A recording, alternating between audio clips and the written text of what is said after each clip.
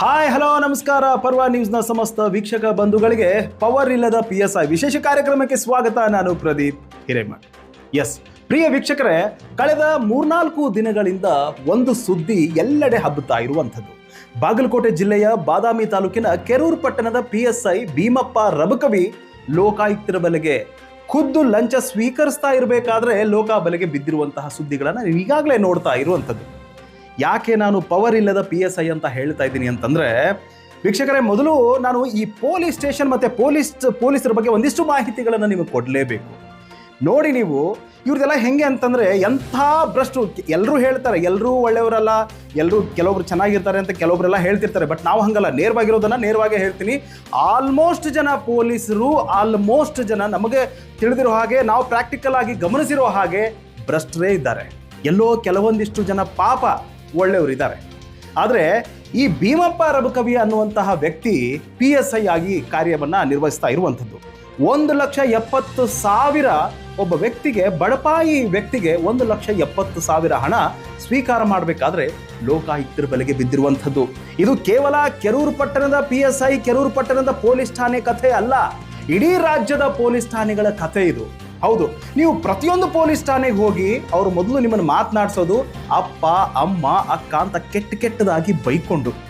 ಅದು ನೀವು ಸ್ವಲ್ಪ ದುಡ್ಡಿರೋರಿದ್ರೆ ನಿಮಗೆ ಇರೋ ಲೆವೆಲ್ ಬೇರೆ, ಅವಾಗ ನಿಮಗೆ ಕರೆಯುವಂತಹ ಮರ್ಯಾದೆ ಕೂಡ ಬೇರೆ ಆಗಿರುತ್ತೆ. ಆದರೆ ಯಾವುದೋ ಒಂದು ಬಡಪಾಯಿ ಅಲ್ಲಿ ಸ್ಟೇಷನ್ಗೆ ಹೋಗಿ ನಮಗೆ ನ್ಯಾಯ ದೊರಕಿಸ್ಕೊಡಿ, ನಮಗೆ ಜಗಳ ಆಗಿದೆ, ಹೊಡೆದಾಡಿದ್ದಾರೆ ಅಂತ ಹೋದರೆ ಮೊದಲು ನಿಮ್ಮ ಕಡೆಯಿಂದ ಪೀಕೋದೆ ದುಡ್ಡು.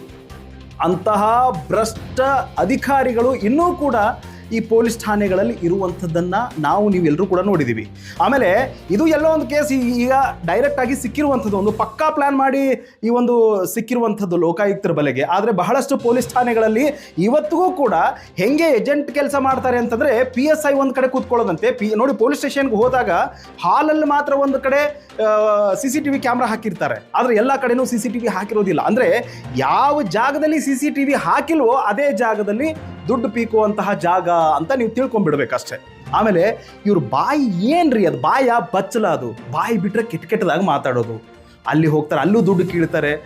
ಯಾರು ನ್ಯಾಯ ದೊರಕಿಸ್ಕೊಡಿ ಅಂತ ಪೊಲೀಸ್ ಠಾಣೆ ಮೆಟ್ಲು ಏರಿದ್ರೂ ಕೂಡ ಅವ್ರ ಹತ್ರ ದುಡ್ಡು ಇಸ್ಕೊಳ್ಳೋದು, ಬಾಯಿಗೆ ಬಂದಂಗೆ ಬೈಯೋದು ಬಿಟ್ಟರೆ ಈ ಪೊಲೀಸ್ ಠಾಣೆಗಳಲ್ಲಿ ಏನೂ ಸಿಗ್ತಾ ಇಲ್ಲ. ಹಂಗಾದ್ರೆ ಸ್ವಲ್ಪನಾದ್ರೂ ಈ ಭೀಮಪ್ಪ ರಬಕವಿ ಅನ್ನೋಂಥ ವ್ಯಕ್ತಿಗೆ ನಾಚಿಕೆ, ಮಾನ, ಮರ್ಯಾದೆ ಅನ್ನೋದು ಏನಾದರೂ ಇದ್ದರೆ ಸರ್ಕಾರದ ಸಂಬಳ ತಗೊಂಡು ಬೇಕಾಬಿಟ್ಟಿಯಾಗಿ.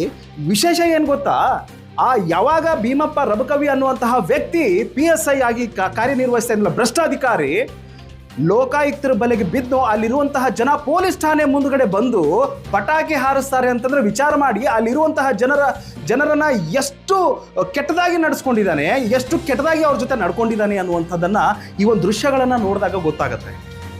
ಎಸ್, ಹೌದು. ನೋಡಿ, ಈಗ ಯಾವುದೋ ಒಂದು ಸ್ಕೂಲಲ್ಲಿ ನೋಡಬೇಕಾದ್ರೆ ಒಂದು ಸ್ಕೂಲ್ ಮಾಸ್ಟ್ರು ಅಲ್ಲಿ ಬಹಳಷ್ಟು ಸೇವೆಗಳನ್ನು ಮಾಡಿ ಬೇರೆ ಕಡೆ ಹೋಗಬೇಕಾದ್ರೆ ಸನ್ಮಾನ ಮಾಡಿ ಒಂಥರ ದುಃಖಭರಿತರಾಗಿ ಬೀಳ್ಕೊಡ್ತಿರ್ತಾರೆ. ಆದರೆ ಇವತ್ತು ಅದೇ PSI ಲೋಕಾಯುಕ್ತ ಬಲೆಗೆ ಬಿದ್ದಾಗ ಅಲ್ಲಿರುವಂತಹ ಎಲ್ಲರೂ ಕೂಡ, ಹಿರಿಯರು ಕಿರಿಯರು ಎಲ್ಲರೂ ಕೂಡ ಬಂದು ಆ ಕೆರೂರು ಪಟ್ಟಣದಲ್ಲಿ ಪಟಾಕಿ ಹಾರಿಸೋದ್ರ ಮುಖಾಂತರ ಒಳ್ಳೇದಾಯಿತು ಅನ್ನುವಂತಹ ಒಂದು ಜೈಕಾರವನ್ನು ಹಾಕ್ಕೊಂಡು ಇವತ್ತು ಸಂಭ್ರಮಾಚರಣೆ ಮಾಡ್ತಾ ಇದ್ದಾರೆ. ಅಂದರೆ ಈ ವ್ಯಕ್ತಿ ಏನು ಈ ಒಂದು PSI ಆಗಿರುವಂತಹ ವ್ಯಕ್ತಿ ಇದನ್ನಲ್ಲ, ಅಲ್ಲಿರುವಂತಹ ಜನಗಳಿಗೆ ಅದು ಎಷ್ಟು ಕಣ್ಣೀರು ಹಾಕ್ಸಿದ್ದಾರೆ ಅಂತಂದರೆ ಈ ಒಂದು ದೃಶ್ಯಗಳನ್ನು ನೋಡಿದಾಗ ನಮಗೂ ಕೂಡ ಅರ್ಥ ಆಗುತ್ತೆ. ಅಲ್ಲ ರೀ, ಏನು ಕಡಿಮೆ ಇಟ್ಟಿದ್ದಾರೆ ಅಂತ. ಆಮೇಲೆ ಇದನ್ನು ಗೃಹ ಸಚಿವರು ದಯವಿಟ್ಟು ನೀವು ನೋಡಲೇಬೇಕು. ಯಾಕಂದರೆ ನಿಮಗೆ ಸಂಬಂಧಪಡುವಂತಹ ಇಲಾಖೆ ಇದು, ನೀವು ನೋಡಲೇಬೇಕು ಇದನ್ನು. ಮುಂದಿನ ದಿನಮಾನಗಳಲ್ಲಿ ನೀವು ಅದೇನು ಬದಲಾವಣೆ ತೊಗೊಂಡ್ಬರ್ತೀರಿ, ತೊಗೊಂಡು ಬನ್ನಿ.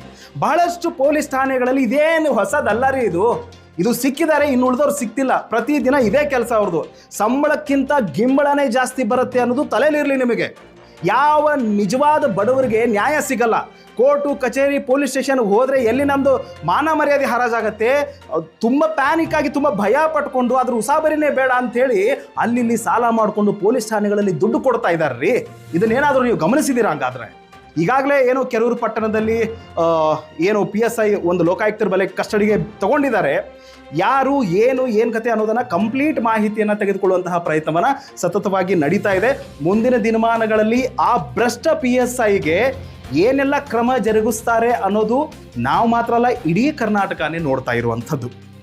ಒಂದಂತೂ ಸತ್ಯ, ಈ ಹಿಂದಿನ ದಿನಗಳಲ್ಲಿ ಏನೆಲ್ಲ ಆಯಿತು, ಇನ್ನು ಮುಂದಿನ ದಿನಮಾನಗಳಲ್ಲಿ ನಿಜವಾಗಿಯೂ ಹೇಳ್ತಾ ಇದ್ದೀನಿ, ಇಂತಹ ಭ್ರಷ್ಟ ಅಧಿಕಾರಿಗಳು ನಾವು ನೋಡಿದಂಗೆ ಬಹಳಷ್ಟು ಕೇಸುಗಳು ಇತ್ತೀಚೆಗೆ ದಾಖಲಾಗ್ತಾ ಇರುವಂಥದ್ದು ಕೇವಲ ಅಧಿಕಾರಿಗಳಿಗೆ ಮಾತ್ರ, ಇಂಥ ಭ್ರಷ್ಟ ಅಧಿಕಾರಿಗಳಿಗೆ ಮಾತ್ರ ಅನ್ನುವಂಥದ್ದು ಸಾಬೀತಾಗ್ತಾ ಇರುವಂಥದ್ದು. ನೋಡೋಣ ಮುಂದಿನ ದಿನಮಾನಗಳಲ್ಲಿ ಈ ಒಂದು PSIಗೆ ಏನೆಲ್ಲ ಒಂದು ಕಠಿಣ ಶಿಕ್ಷೆ ಆಗತ್ತೆ ಅನ್ನೋದನ್ನು ನಾವು ಕೂಡ ಕಾದು ನೋಡೋಣ. ಆದರೆ ಒಂದಂತೂ ಸತ್ಯ, ಇಡೀ ಪೊಲೀಸ್ ಠಾಣೆಗಳಲ್ಲಿ ಯಾರೆಲ್ಲ ಇಂಥ ಭ್ರಷ್ಟ ಜನ ಇದ್ದೀರಿ, ನಿಮಗೆ ಒಂದು ತಕ್ಕ ಪಾಠ ಕಲಿಸೋದಕ್ಕೆ ಇದೊಂದು ಬೆಸ್ಟ್ ಎಕ್ಸಾಂಪಲ್ ಅಂತ ನಾವು ಹೇಳಬಹುದು.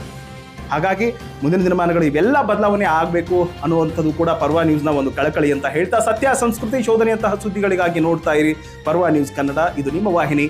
ನಮಸ್ಕಾರ.